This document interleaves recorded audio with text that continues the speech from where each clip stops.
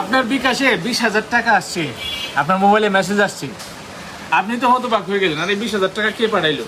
তখন আপনি কৌতূহল নিয়ে ব্যালেন্স চেক করতে গেলেন। ব্যালেন্স চেক করতে গিয়ে দেখেন যে আপনার ব্যালেন্সে আপনার যে আগে টাকা ছিল ওই টাকাই আছে, নতুন করে কোনো টাকা অ্যাড হয়নি। কিন্তু আপনি চিন্তা করতেছেন, আরে 20,000 টাকা তো আমার এখানে মেসেজ আসলো, তাহলে আর টাকা গেল করি। আচ্ছা, আপনি টেনশনে পড়ে গেলেন। পরে কিছুক্ষণ পরে, ঘন্টা দুয়েক পরে আপনার মোবাইলে কল আসলো থানা থেকে। আমি আপনাদের থানার ওসি বলতেছি, নাম্বারটা কি আপনার? আপনি বললেন যে জি স্যার, নাম্বারটা তো আমার। তখন থানার ওসি বললো যে এই নাম্বারে যে বিকাশ আছে, বিকাশটা কি আপনি ইউজ করেন? তখন আপনি বললেন যে জি স্যার, আমি ইউজ করি। তখন পুলিশে বললো যে আপনার এই বিকাশ নাম্বারটাতে তো একটা জিডি হয়েছে কিছুক্ষণ আগে, একজন বিকাশ এজেন্ট জিডি করছে যে আপনার এই নাম্বারে উনি ভুলবশত 20,000 টাকা পাঠিয়ে দিচ্ছে, তখন এই টাকাটা তো আপনার ফেরত দিতে হবে।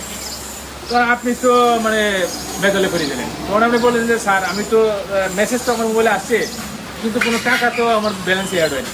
তখন ওসি বলতেছে না, টাকা তো অ্যাড হয়েছে, আমরা তো সিস্টেমে দেখতেছি টাকা অ্যাড হয়েছে, কিন্তু আপনি দেখতেছেন যে আপনার ব্যালেন্সে কোনো টাকা অ্যাড হয় নাই, কিন্তু মেসেজ ঠিকই আসছে 20,000 টাকা। তখন আপনি বললেন যে স্যার, এরকম হয়েছে, আমার এখানে মেসেজ আসছে কিন্তু টাকা তো অ্যাড হয় নাই।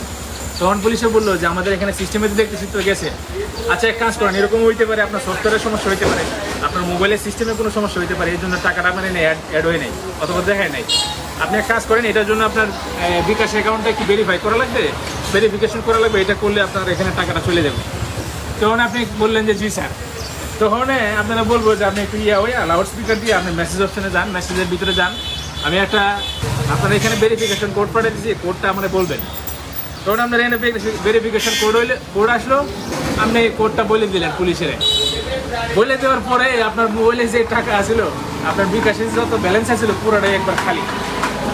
আপনার তো তখন মাথা নষ্ট, আপনার মাথা তো তখন আসমান ভাঙ্গা পড়বো যে আরে আমার তো এই যে 15-20 হাজার টাকা যায় আসলো, আমার তো পুরাই ব্যালেন্স খালি হয়ে গেছে, ঘটনা কি? আপনার তখন এই পুলিশের নাম্বারে ফোন দিতেছেন, আপনার থানার ওসির নাম্বারে ফোন আর ঢুকেন, কোনো নাম্বারে ফোন জানায়, যে নাম্বার থেকে টাকা এসে এখানেও জানা, ঠিক আছে, কোনো দিকে কোনো ফোন জানে। আসলে এই ব্যাপারটা হয়েছে, এখন বলি যে আসলে কি হয়েছে।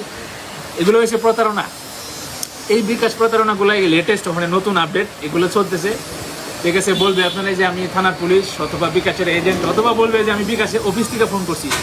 আর আপনি একটা জিনিস দেখবেন যে এখানে আপনার এখানে যে কলগুলো আসবো বিকাশের হেল্পলাইন থেকে আসবো, এবং আপনারা দেখাইবো যে বিকাশ থেকে আসছে মেসেজটা, কিন্তু এগুলো হচ্ছে স্পুফ মেসেজ, স্পুফ মেসেজ বলা হয়, এগুলো হচ্ছে ফেক মেসেজ, বুঝছেন। এইভাবে এগুলো করে মনে করেন যে মানুষের নিঃস্ব করে দেওয়া হইতেছে, ঠিক আছে।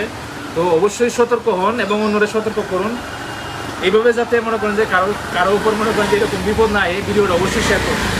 বাংলাদেশে প্রচুর কত কোটি বিকাশ গ্রাহক আছে আমি নিজেও কইতে পারবো না, প্রচুর আছে, ঠিক আছে।